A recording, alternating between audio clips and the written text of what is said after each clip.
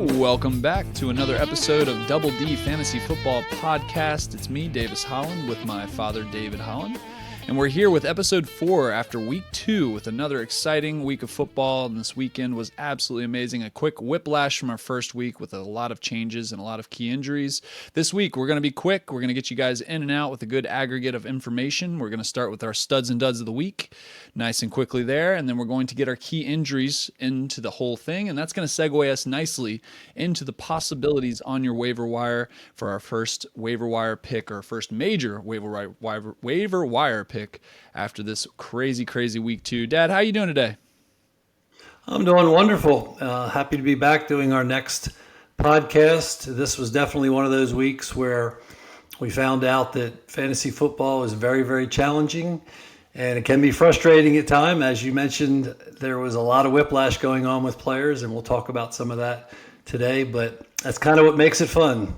You took the words out of my mouth. This week 2 whiplash has definitely just broadened the horizons of other possibilities, and I think that's mostly what we're going to be talking about today. And starting with our studs and duds, let's get right into it. Who do you got on your studs category this week, Pop? Besides the obvious ones, some of the people that really stood out this year, I think one has to be Rome Odunze. We heard a lot about him during the offseason, and he definitely has come through in both the 2 games so far. If you have him on your roster, hopefully that's going to continue for you. Kenneth Walker, I thought, was a stud this week, too. The big story all week was what's going on with Kenneth Walker and Zach Charbonnet and the split. And I know a lot of people spent very high draft picks on Kenneth Walker and were really disappointed after that first week. But it looks like he may be taking over the head job in the backfield there. He had a great week, so we'll see moving forward what happens with that. Another one is that Brandon Aubrey. I want to bring him up. He's just amazing kicker. Just watching that Dallas game and him coming out, and it's almost like a chip shot if he's anywhere even close. Anywhere on the one half of field the goal field. rate. Yeah. Right. So those guys were definitely studs. I think Aubrey is a great call and a great shout out. We don't really give kickers too much attention, and he's just one of those guys who's become the pinnacle of what a kicker should be. And we've obviously seen the sort of change of hands with the old guard getting out of there with Justin Tucker, and even Butker not being a name that we're seeing as commonly. And him and a few new guys too. I want to give a shout out to Mr. Loop on the Ravens. He seems like he's a great prospect and a good fantasy prospect for us on the fantasy side of things. I'm going to throw another name in there just because he was in a situation that's brand new, and we're seeing him stud out and find a good role in the offense that he's on. And this is going to the Washington Commanders. I got that right. And this is Deebo Samuel. The guy is just becoming more consistent. I hope that continues. Obviously, this is only week 2, and we hope to see that. But I got to give that guy a shout out. I think he deserves it. And then a few of the other obvious ones, right? Lamar went off. CMC seems like he's not broken, which is absolutely fantastic. Kenneth Walker, as you said, is coming into his zone. Puka Nacua put out this weekend. Bijan, Jonathan Taylor, a lot of these names that we've been, giving that high draft capital came through for us this week that were giving us maybe shaky performances in week 1. I think that's great. What about your duds category? Who flopped? One guy we don't want to forget too is Tucker Kraft. He was absolutely amazing. We didn't get him in any of our drafts, unfortunately, this year, but he looks like he's going to be one of the top tight ends this season. Big shout out. Duds were all over the place. I think the key with duds is don't panic. You've got, Derrick Henry did not have his best game. Josh Allen, Jalen Hurts, some of those guys, normally you expect them to get a lot of points and carry your team. So hopefully they'll all rebound this next week. Some that I wouldn't worry about, one would be probably Drake London. He hasn't played real well. He was a little banged up coming into this week, so hopefully he will come around. Same with Brian Thomas. He's really talented. We'll see what happens with him moving forward. The big one really to me is watching Ashton Genty play last night. He's so talented, but the problem is that Raiders offense looks very sketchy up to this point. So we'll see if they can open up some holes for him, because you see the talents there, but moving forward, we'll have to see what happens. Yeah, there's a few other guys too I want to bring up as well. I think in the Brian Thomas fold, our Marvin Harris Jr. pick that's kind of been, it was definitely iffy this past week, and we're going to see hopefully that Cardinals offense spread the ball around a little bit more, but they don't seem to see those long targets, and hopefully we see some changes there. But yeah, I put him in the same fold. Brian Thomas, very high caliber, very talented, but whether or not the offense is able to utilize him at his full potential is a different story. Isaiah Pacheco, a guy we have invested in a ton, we really like, and it's 2 weeks in, and the Chiefs' offense, generally speaking, is definitely doesn't they don't seem to have an identity right now, and I think he would be a great part of that identity if they can get him rolling. But there's a plentiful problems regarding that offense, so I'm not going to get into those two too much. I got to touch back. The Vikings offense is another one that's sketching me out right now. Of course, JJ McCarthy being injured, which we'll talk about later, but even JJ, Mister, quarterback proof kind of guy. If you're not moving the ball, you're not moving the ball. And those long threat receivers or even X receivers that are in those intermediate routes, I mean, they're going to suffer. And I think we're seeing that with JJ. I hope it comes around. I love the guy for sure. And I definitely love the Vikings offense last year. They were really high caliber. And we're not seeing that this year for sure. Yeah, and you could kind of say the same thing about AJ Brown. He's been non-existent in the first two games. Hopefully, the Eagles moving forward will open up the deep ball a little bit more so that him and Devontae Smith can get going. But we'll have to see. I think ultimately, as you said before, don't panic. Keep an eye on these guys. Definitely, if you put high draft capital in, don't drop them and put them on the waiver wire for somebody else to have more patience than you do. But certainly be an eye and understand the patterns that you're seeing. There's certain guys that are definitely droppable, I would argue, like Xavier Legette. That Carolina offense is definitely not seeing the movement that we were hoping for this year, with Bryce Young not performing as well as he could. And generally, Legette is getting replaced by other receivers there. So, for instance, he would be a good drop. But as you said, Brian Thomas, Marvin Harris, all those guys, don't be too hesitant, or don't be too, quick to get rid of them. I think that's a great call. Another one situation we're kind of keeping an eye on too is the Chargers backfield. Najee Harris looked real good in the game, and Amari and Hampton's had some issues. I think we're seeing with him and Genty that rookies do struggle a little bit when they first get in the NFL. They're trying to figure out the speed of play, learn the offenses, and adjust to a whole new level. So we'll see what happens with those guys moving forward. But they're both really talented, and like Davis just said, don't panic with those guys. Hang with them.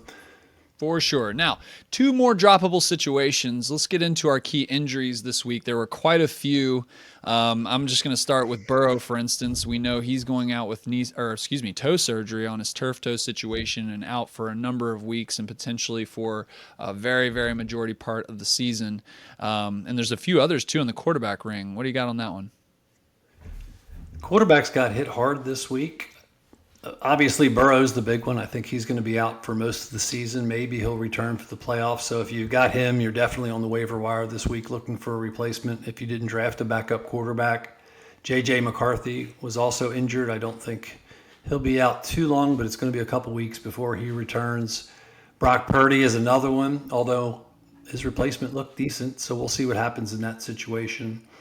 Justin Fields has a concussion, so we'll have to see if he recovers this week or not. And then non-running back, probably the biggest one was Aaron Jones.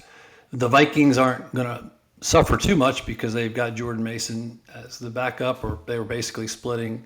So I'm sure they'll use him moving forward, and he's a real talent. So I don't think they're going to lose much in that situation. And for those who may be new to the fantasy situation, I'm sure hopefully most of our listeners aren't quite in that boat. But if you are, the kind of injury matters a ton. You know, if you got a situation with J.J. McCarthy, high ankle sprain, and receivers are much more susceptible to that being a long-standing problem with them doing cuts and whatnot. As a quarterback, you still need that. And high ankle sprains are one of those that can linger for sure. And then the concussion situation with Fields, that's again, all of our listeners probably understand the NFL's approach with concussions and how, we want to make sure we're protecting our players, but we also want them on the field at the same time with an injury that's not going to completely break their foot. So keeping an eye on these things and making sure you're understanding the severity of the injuries. If you have a player that's, you're invested in quite heavily, please make sure you do that research. That research is incredibly invaluable. And again, Purdy has two different injuries, with turf toe being that lingering thing, and is, again, with experience, turf toe is one of those that it just is a constant threat potentially to take out a season for somebody, even if they're on the field and they're not performing up to their potential. We need to be aware of these things, and even if, again, you're not able to get their replacement, you might need to shift gears because that injury is going to be around. Yeah, in fantasy football, bench strength is key. And that's where the waiver wire comes in. That's why every week you really need to pay attention to the waiver wire. You need to build depth at all positions. Even if maybe you don't need a backup quarterback, sometimes it's not a bad idea to add one, so that if you do have an injury, then you don't have to battle on the waiver wire to pick somebody up. Running backs go down a lot, so having as many possibilities on your bench that can fill your running back position is huge. So this is where the waiver wire comes in, and this week it's not a lot on the waiver wire, but we're going to go ahead and see if we can give you some ideas and dig out some of those gold nuggets. Create that depth if you can, yeah. And again, if you're holding on to one of those injured guys, it might be worth the value just to have the backup. Maybe it's on the same team, maybe it's not. It could be a handcuff, could not be. And yeah, I think we should get right into it. Then, what is our waiver wire situation for your end of things here, Padre? Well, as far as wide receivers and running backs, there's not a ton there at this point. A lot of the running backs that are available in the leagues that have 10 or 12 teams in them, there's mostly handcuffs at this point. It may not be a bad idea, for example, if you have Bijan, to grab a Tyler Algier. He looked really good in his game, by the way.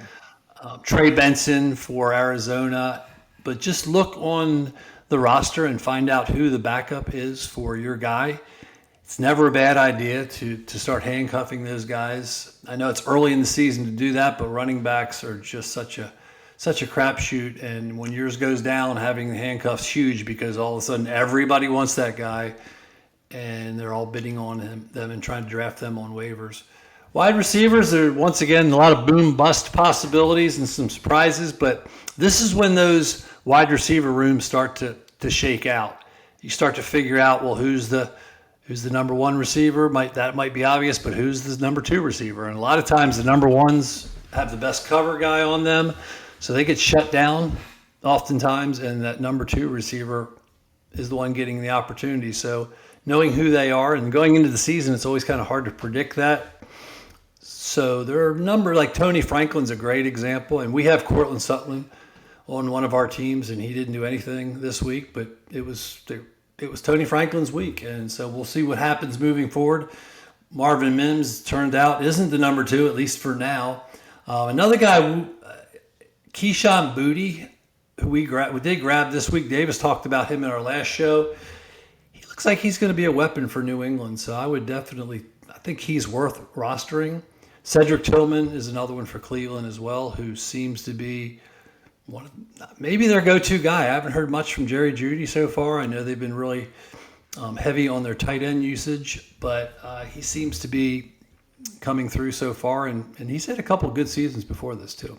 For sure, he has, yes. And there's a lot of receivers. I think that's the nature of the position, flash in the pan kind of ideas. And you want to see some more consistency week 2. It's nearly impossible to try to see that. I think target share and just general number of targets is a great way to look at those receivers, to make sure you're going for somebody who's probably going to be consistently a part of the offense that you're looking at. And there's a number of them. Now, might be some deep tracks. You mentioned Tillman. Wan'Dale Robinson, I swear his name comes up every single season. He pops off at the beginning of the year. My argument this time is that it's a new quarterback. The Giants seem to be moving the ball pretty well, and he's a good player. He's a solid player and has that versatility in their offense to be used. So he's a name I would throw out there again, Wan'Dale Robinson. And then I'm a hometown stand here for the Titans, but Elic Ayomanor, if I'm pronouncing that correctly, he did show his flash of the pan. Now, obviously, he's one that we need to see more consistent from in his career, and generally the offense in the Titans is something to be a risky investment. But he did show a good flash in the pan to keep at least an eye on him. If not, pick him up if you're in one of those deeper leagues that has those deep benches, so the waiver wire is extremely short. He might be a guy that you want to look at. And then another vet here on a tricky offense is Hunter Renfrow. I really I like his career. He's found a role in the offenses he's played on, and now he's on this new team. It's interesting to see how he is utilized, and he had a great week this past week. It's worth not ignoring for sure. And you mentioned Tony Franklin.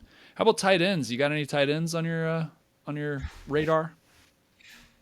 Oh, definitely. Tight end is something that we're kind of dealing with a lot personally because we had George Kittle on one of our teams, so we're trying to figure out what we're going to do. We did pick up Harold Fannin in a couple of our leagues. He had a great first week. The second week was okay. We'll just have to wait and see how that pans out overall. But he may still be available on your waiver wire. But the two that I'm really looking at, one is Zach Ertz. He's not available in a lot of leagues. I think he's about 50% owned, but he is a big part of that Washington offense, and that veteran is definitely making the best of his opportunities. And then Juwan Johnson, I think he may be the leader in targets thus far at tight end. Seems to be the go-to guy in New Orleans, and he's only 18% rostered, and so he's available in most leagues. So there are some decent tight ends out there if you're in need of tight end help. You probably can find some decent value there. I think people get complacent with tight end. If I'm using that correctly, they just kind of they ignore the position a lot of times. It seems like, at least in the leagues we're in, where waiver pickups on tight ends seem to be either delayed or just not on people's radar for whatever reason. They draft the one they have. They don't really want to worry about the quote unquote. They set and forget. Pardon? They set and forget. Yeah, they set and forget, and often there's so much. It's very much used, I would argue, as a wide receiver position in a lot of teams. So they're going to try to pull in a guy, and we've had these rookies come in the past, at least the past year, where they've come in and have been immediate factors to those offenses. And the Saints, for Juwan Johnson, for instance, he's a main target for them, and certainly not one to be ignored. It's wild to see that he's only rostered 18%, even though we're only in week 2. He's got a crazy percentage share in that offense, and I see no reason to try to pick him up. Yeah, a lot of teams are using their tight end not really mainly as a blocker, but as a slot receiver. I was watching the Falcons play, and Kyle Pitts looked like just a receiver out there most of the time. So a lot of teams have gone that route, and I know the Browns are doing that with Fannin and Njoku, and doing pretty well. So they're opening up off the offense for their tight end and kind of changing the game a little bit. So tight end has become a much more important position. And there's a lot of good ones out there. It just doesn't seem like we have dominant few. Before it was like Kelsey and a couple other guys, but now it seems like there's multiple tight ends that are productive right now. It's that habit, I think, especially long-term fantasy football players in the past 10 or so years. That's the habit. You just you set it, forget it. You draft your guy, and I'm going to worry about running back and receiver. But yeah, as you mentioned, the whole game has really changed so fundamentally in the past couple of years. It's not just Kelsey anymore. It's not just Kittle anymore. There's a lot of potential for a lot of teams using these guys in different roles, or more receiving roles rather than just blocking.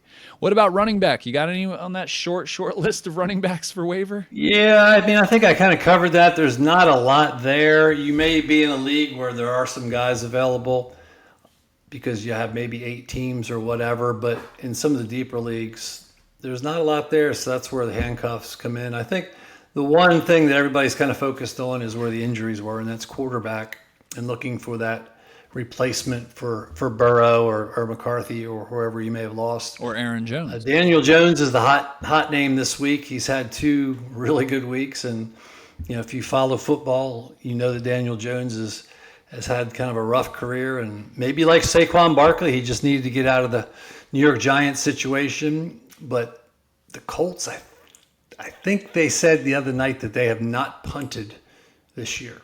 So that's something.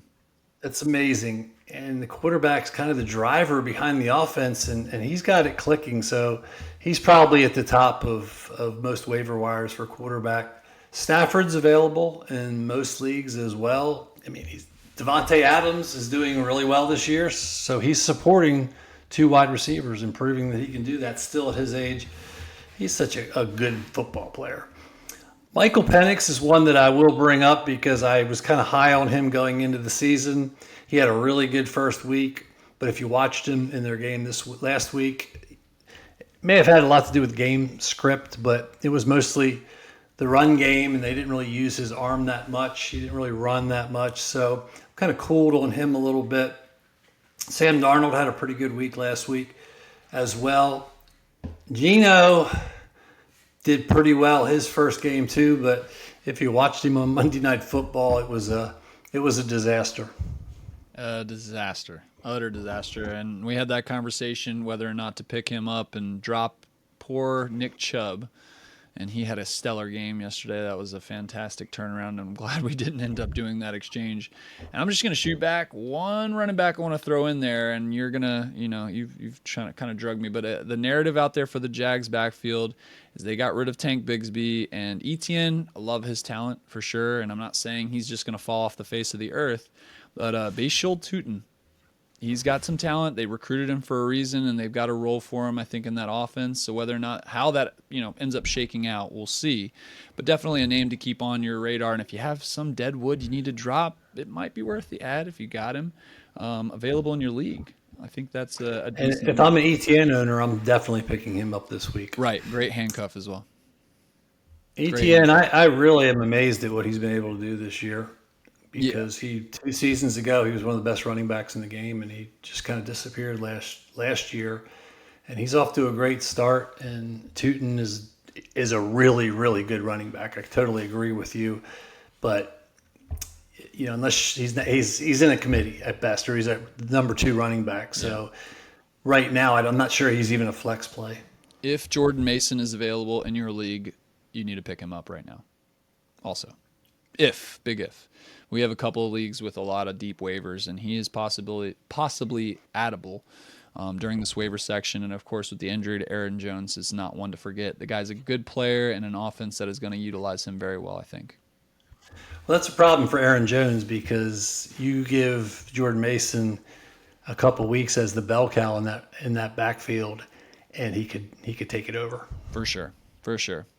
I think that wraps it up for our episode 4. Well, we don't want to forget the most important thing, and that's our defensive streamers. Oh, get our defense in there for the viewers. We love it. What's your defense streamer of the week here, Dad? I know you got a few. So if you're a streamer, not a dreamer, as Davis likes to say, we've actually got some really good ones this week, and I kind of looked ahead too, just to kind of see what the future was looking like. And there are some weeks where there's not much there, but this week you've got some pretty good choices. That Seattle defense has looked really good so far, and they draw the Saints, so I would probably put them at the top of the list. The Atlanta Falcons play Carolina.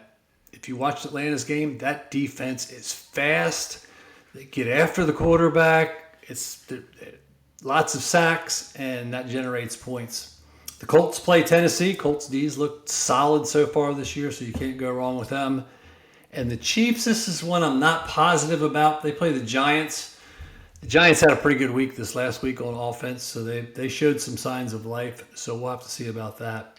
And if the Packers are available, those guys look really, really good. They might be a set and forget defense this year if it continues. Absolutely incredible. I was going to throw their name out there, and that's one I imagine people drafted, and they're not going to give them up or anything, but the Packers D was amazing.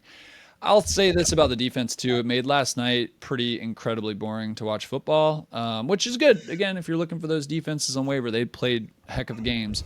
Definitely was not my cup of tea because I want to see the ball move. But the game of the week for me was definitely the Dallas Giants game. That was an incredible game that went back and forth, and nobody wanted to lose that game. It was great, and that was the game of the week, I guess, where we live. So it was the one we had on at 1:00. So we were kind of stuck with it. I wasn't real happy about that.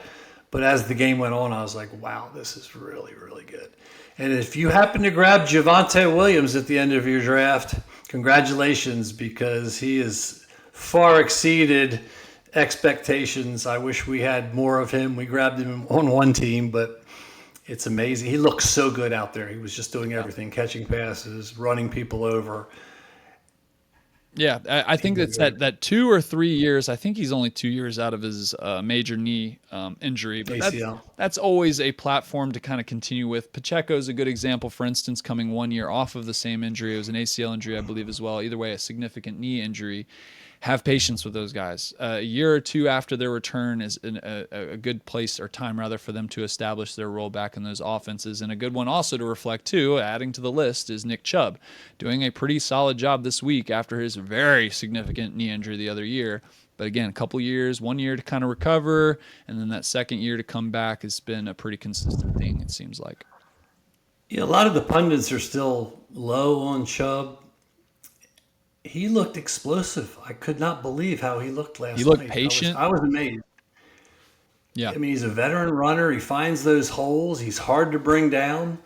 So we'll have to wait and see what happens with that backfield. I don't know if Joe Mixon's coming back or not, but they could do a lot worse than having Nick Chubb back there. Absolutely, for sure. No, and Joe Mixon, it was the Bengals situation that just burns me. It was a couple years ago, but he was injured day to day for an entire year with his injury. And I understand he's on a different, situation, different coach, different injury discussion there, but I'm not holding my breath for Joe Mixon again. I'll tell you that much. All right. So yeah, this is going to do it for us. Again, this is Davis Holland. This is my dad, Dave Holland. This is episode 4 after week 2 of a wonderful fantasy weekend. I hope everybody gets something from this little discussion we have. We're going to keep this format moving forward and just try to be as brief as we possibly can, even though we're both major talkers. But yeah, you got your studs and duds, you got your injuries, you got your waiver pickups for the week. Make sure you guys are digging on those waivers and make sure you're analyzing your own data as well. But please keep coming back. And if you have any questions, comments, concerns, or anything we need to improve on, please let us know. We're trying to get better at this. This is definitely a learning process for us, but we're having fun with it, and we hope you guys are too. Anything else there, Padre? No, you summed it up perfectly there at the end. All right. We're going to sign off for now, and we'll see you guys after another great set of games next weekend. See you guys next week.